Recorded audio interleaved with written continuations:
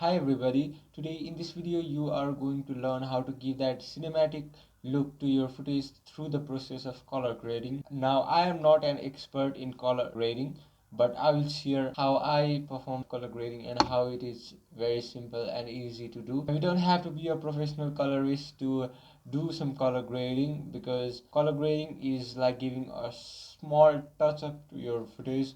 And if you are using a simple camera which is not professional at all, you can do some color grading, but it won't look nice if you overdo it. Let's see how I perform color grading. After I open Premiere Pro and import a footage, here we have a footage which is 8-bit footage, so you don't get as much space for color grading as you like in 10-bit, 12-bit or 14-bit footage. So you have to keep that in mind when color grading. Just drag two of these adjustment layers here. So if you don't know how to create an adjustment layer, just go into your project area of your editing tab, right click, and here you see new items and just select the adjustment layer here.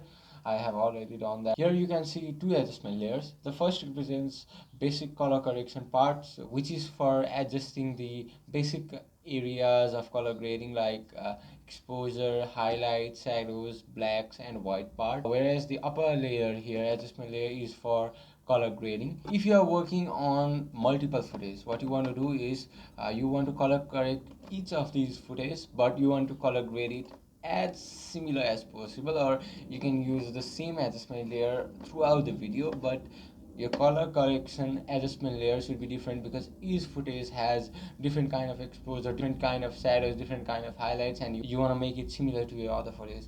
With that in mind, let's go into the first adjustment layer. Just change your workspace. Here I am going to my editing workspace. You have the shortcut, but I want to show you how it's done. So now we are at the color tab, and we want to go to basic correction here for the first adjustment layer, and we want to see these scopes. There are two scopes that I have enabled. Right click and select this. Right, I have one vector scope and one RGB parade. So this vector scope, here you see the straight line, that is for skin tone, and here we have the RGB parade where we look at these different colors. This above line here, 100 and 255, represents the highest level of exposure with black part. You don't want to go above or below 10 to 90, which is your safe area. Now let's go to the first adjustment layer. Looking at this RGB parade, we want to first make sure that the white balance is correct. We have two options here. You select the pen tool and select any white part or white area in the footage. As we don't have any white area, I just want to redo it, and I just want to change the temperature here. You see, when I change the temperature, we see some changes in the RGB parade. We want to make that change so that all these three colors come into the same line.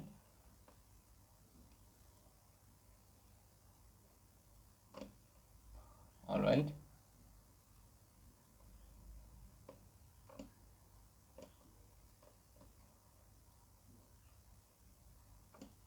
Now, in my eyes, it looks pretty similar. All these three came into a straight line. Although this blue part is above all the other two colors, we'll see how we can fix it.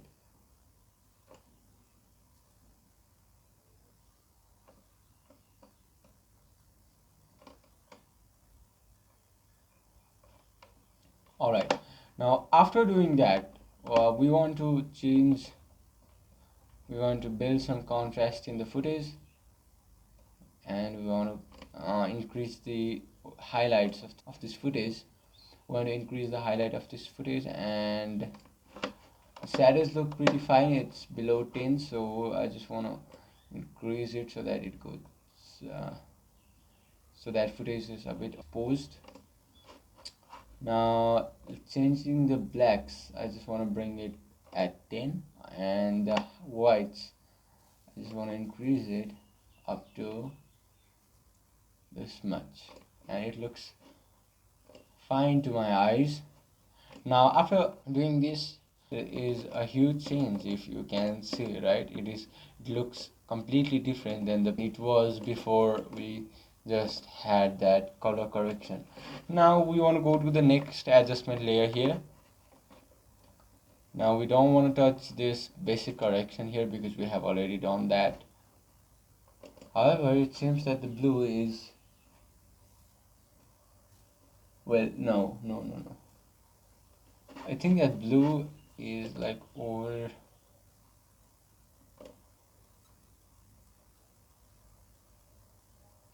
Right, so this looks fine.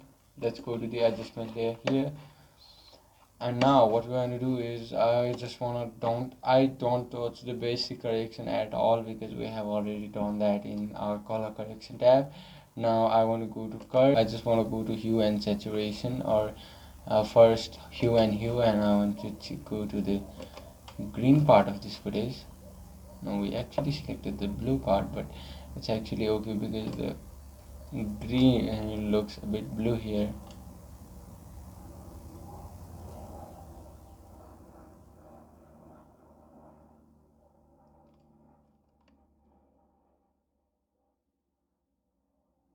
So this curve here represents hue versus hue, which means you select a certain type of color and you want to change the hue of that color, then just go here, select the color that using the eyedropper tool that you want to change, and just drag them up or down according to your personal taste.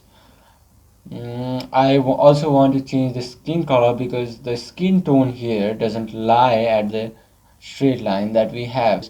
My computer or my laptop doesn't have an accurate display. Now let me select the skin tone which will lie between this. You just want to make this point extremely wide because in 8-bit footage we don't have that much of color detail and we don't want to miss these colors.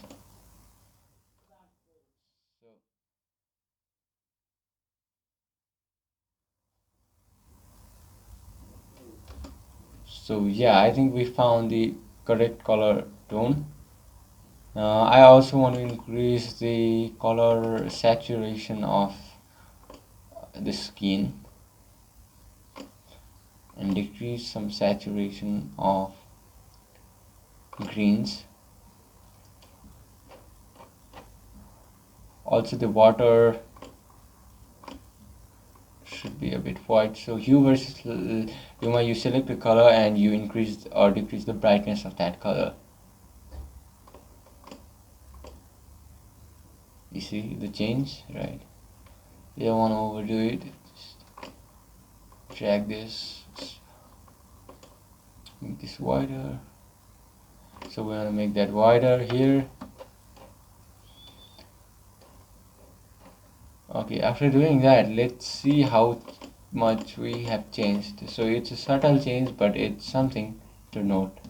Let's go to the color section here.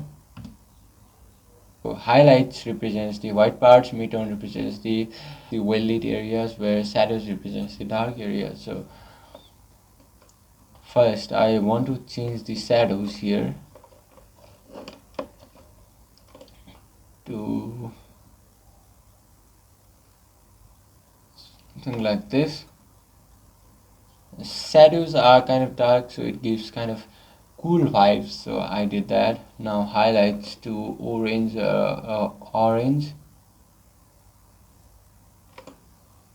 not that much because 8-bit footage kind of looks dirty after doing that.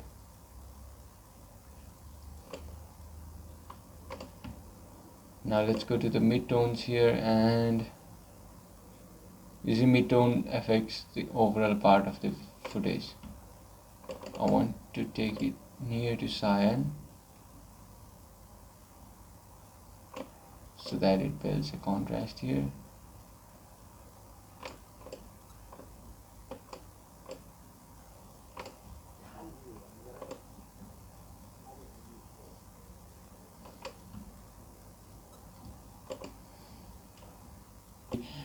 To make you clear, this HSL secondary represents keying out some colors, selecting some colors and changing it like we did in the curve and the hue versus hue. So that's what we are going to learn now. Let me select the skin tone here. Now you can just press on this so that you see what colors are selected. Here H means hue, S means saturation, and L means luma. So when you change it, you change the selected colors, right?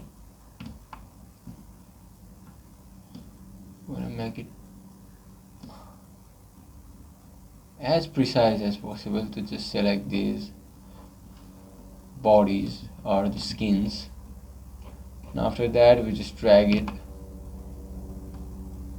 wherever we feel the skin tone, wherever we feel that the skin tone should lie. So after increasing the saturation, okay, so we decrease the saturation too much.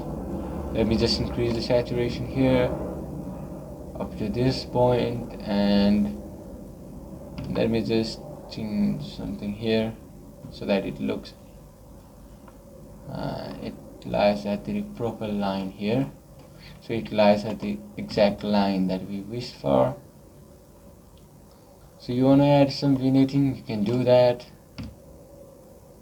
right? So this looks fine. And now if you want to again change something, you can do that.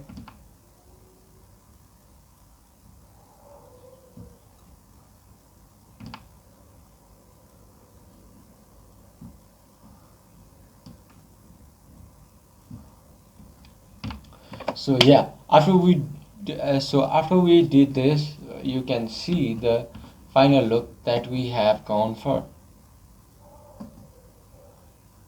Now it depends on your personal taste and how we like to edit this. Now if you want to see the difference here, so this was the original clip, and after we did some color correction we have this, and then after we also performed color grading here. So you don't see any noise here because I did some subtle color grading. So yeah, that's it. Thank you for watching, guys. If you like my content, please do share and like my video, and I will be here next time meeting you with a new content. Up to that point, have a good day.